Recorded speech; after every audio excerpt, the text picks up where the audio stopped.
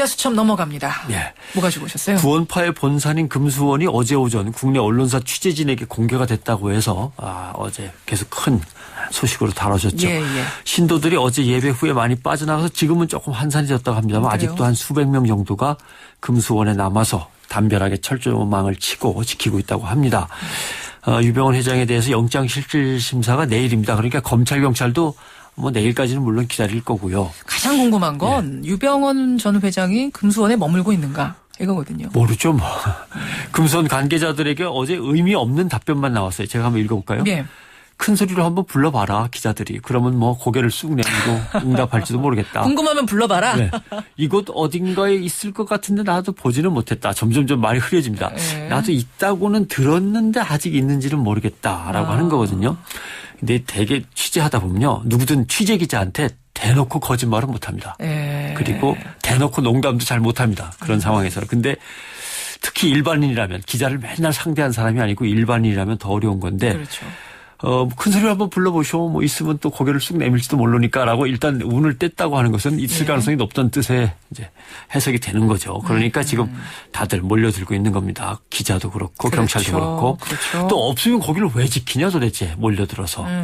거기가 뭐 교주의 탄생지라든가 뭐 누구 뭐 김일성 생가처럼 뭐 누구 위대한 인물로 추앙하는 사람의 생가가 있다든 그런 거 아무것도 아니고 사업장이라면 잉어하고 붕어 키우고 한다면 거기를 왜 지키는가 하는 문제도 있으니까 그렇겠죠. 그래요.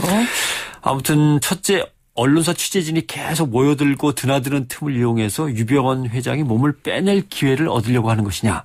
두 번째는 이미 금수원을 빠져나가서 구원파 신도의 집이나 다른 은신처에 있는데 금수원 쪽으로 이목을 쏠리게 해놓고 어디 해외로에 도피하든가 이런 거를 꿈꾸고 있는 건 아니냐.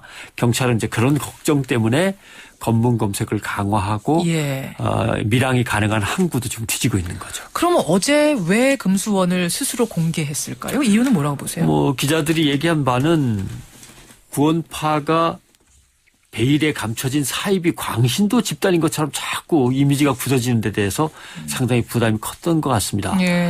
뭐 예를 들면 집단 자살 사건이 벌어졌던 오대양 사건, 전두환 오공비리 사건 연루 뭐 이런 설까지 나돌고 있으니까요.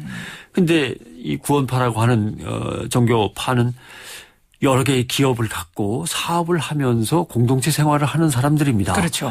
문을 언제까지 꽁꽁 닫아놓을 수도 없고요. 이렇게 부정적인 이미지가 마구 확산되는 데 있어서는 이거는 뭐 차단하고 싶었겠죠. 기업도 위태로워진다 이런 생각 드는 거군요. 이런 이미지면. 또 세모그룹의 제품들 불매운동이 지금 SNS를 통해서 확산 중이에요. 엄청 확산 중이죠. 초콜릿, 레스토랑, 일식당, 서점, 동네 마트, 자동차 부품 제조업체 등등 이대로 가면 전체가 동시에 타격을 입게 됩니다. 이것도 피하고 싶겠죠. 어쨌든 금수원을 공개하면서도 유 회장의 신병에 대해서는 또 함구, 입을 꽉 다물고 있습니다. 그러니까 이건 결국 유 회장이 결코 검찰 조사에 응하지 않고 도피하려는 의지가 아직은 강하다. 이걸 이제 보여주는 거겠죠. 그렇게 당당하면 좀 나와서 소환에 응하고 조사 받고 이러면 될 거 아닙니까? 왜 이렇게 버팁니까? 검찰이 집권 세력에게 가해지는 세월호 책임의 부담. 도대체 정부는 뭐 한 거냐? 집권 세력들은 뭐 한 거냐라고 국민들의 이제 질타가 가해지지 않습니까? 이거를 구원파로 빨리 돌려서 털어 넣으려고 한다.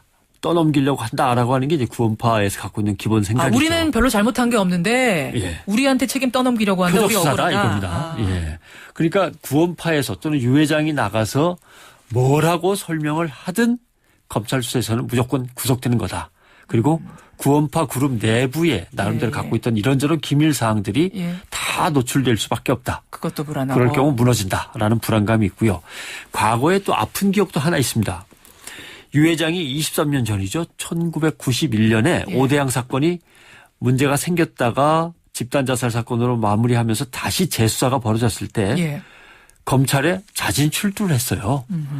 그래서 바로 구속됐습니다. 그렇죠. 나가봤자 뭐 도움되는 건 없다는 거죠. 그래서 이후에 이제 유 회장은 대중 앞에 거의 모습을 드러내지 않았던 거죠. 그래요. 근데 이제 이쯤에서 궁금해지는 게 구원파 우리가 이렇게 부르고 있는데 왜 구원파인가요? 사실 이게 얘기하면 길어집니다만 1830년 영국에서 플리머스 형제단이라고 하는 기독교 공동체 운동이 시작됐습니다. 작게 시작됐는데 엄청 커졌어요. 그러면서 전 세계로 퍼져나가고 아시아, 아프리카, 남아메리카에 선교사들을 직접 보냅니다. 예. 그중에 네덜란드 사람과 미국인이 같이 1961년에 한국 와서 대구에 자리를 잡았어요. 그러면서 거기에서 신학생으로 처음 공부한 사람이 유병원 회장의 장인인 권신찬 씨입니다. 예. 이게 이제 구원파의 시작이라고 할 수 있는데 나중에 이제 선교사들하고의 관계를 끊고 자기네들이 독립된 교파를 만들었는데 그게 한국 평신도 복음 선교회라고 하는 겁니다. 그런데 거기에 교리가 정통과는 다른 그렇죠. 이단의 내용이었던 거군요. 그렇습니다. 그래서 나중에 정통 기독교와는 많이 벗어나 있다라고 하는 논란이 벌어지고 토론이 벌어지면서 그때 이제 종교문제연구소를 관장하던 탕명한 소장께서 이제 중심이 돼갖고 이 사람들은 구원에 대해서의 교리가 너무 틀리다. 그래서 이단으로 간주하면서 구원파라는 이름을 이쪽에서 저쪽으로 붙여준 거죠. 그럼 스스로 우리 구원파야 이런 게 아니군요. 네, 그렇습니다. 이름은. 그 대신 이제 구원파에서 지금 주장하는 것은 한국 평신도 복음 선교회까지는 유병원 회장이 주관을 해서 창설을 했지만 그 후에 한국 평신도 복음 선교회에서 손을 뗐고 그 이후에 교인들이 기독교 복음 침례회, 지금의 구원파의 본래 이름이죠. 기독교 복음 침례회로 바꿨기 때문에 거기까지만 유 회장이 관련 있지 이제는 없다라고 주장을 하고 있는 겁니다. 자, 어떻게 될 것인가. 금수원과 구원파 지켜보겠습니다. 변상욱 대기자 수고하셨습니다. 고맙습니다.